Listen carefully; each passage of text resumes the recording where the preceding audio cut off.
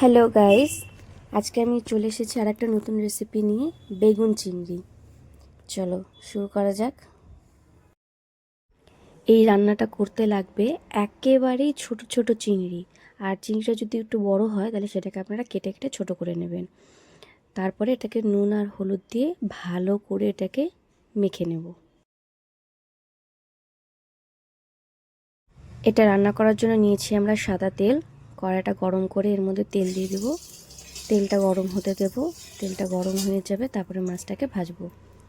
দেখুন তেলটা আমার গরম হয়ে গেছে। এবার মাছগুলো দিয়ে মাছগুলোকে ভালো মতো ভেজে তুলে নেব।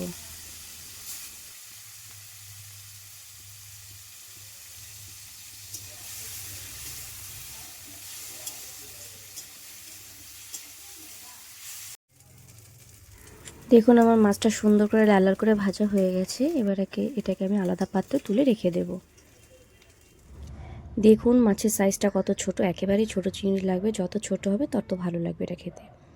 এখানে কেটে নিয়েছি লঙ্কা আর পেঁয়াজ। দেখুন কড়াই আমি আরেকটু তেল দিয়ে দিয়েছি, গরম হতে দিয়েছি। এটা গরম হবে ততক্ষণে আমি বেগুনটাকে ডুম ডুম করে কেটে ভালো করে ধুয়ে নেব।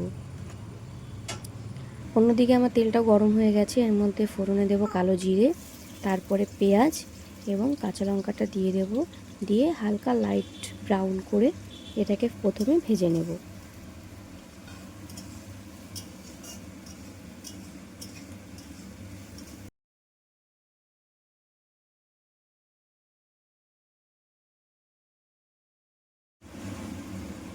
দেখুন পেঁয়াজের কালারটা চেঞ্জ হয়ে গেছে। এবার আমি এর মধ্যে একে একে সম্পূর্ণ বেগুনটা দিয়ে দেব। দিয়ে এই বেগুনের সাথে পেঁয়াজটাকে আবার একটু ভালো করে ভেজে নেব। বেগুনে আমি প্রথমে লবণ দেব না, কারণ বেগুন থেকে অনেকটা জল বেরোবে লবণ, তাই সেই জলটা শুকিয়ে গেলে তারপর আমি তার মধ্যে লবণ অ্যাড করব। দেখুন জলটা শুকিয়ে গেছে। এবার এর মধ্যে দিয়ে দেবো স্বাদ মতো নুন এবং সামান্য পরিমাণ হলুদ দিয়ে এটাকে আবার একটু ভালো মতো ভেজে নেব।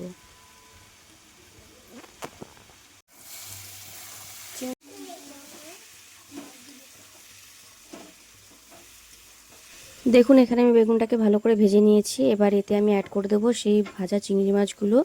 দিয়ে এটাকে আবার আমি সুন্দর করে ভালো মতো লাল লাল করে ভেজে নেব। দেখুন সমস্ত কিছু এখানে আমার সুন্দর করে ভাজা হয়ে গেছে। এবার এটাকে আমি নামিয়ে নেব। তো তৈরি আমাদের বেগুন চিংড়ি। আপনারা সকলে এটা বাড়িতে ট্রাই করবেন, খাবেন এবং আমাকে কমেন্ট করে জানাবেন আপনাদের কেমন লাগলো। তো একটা লাইক এবং সাবস্ক্রাইব করে দেবেন। দেখা হচ্ছে আবার নেক্সট ভিডিওতে। Tata, bye bye.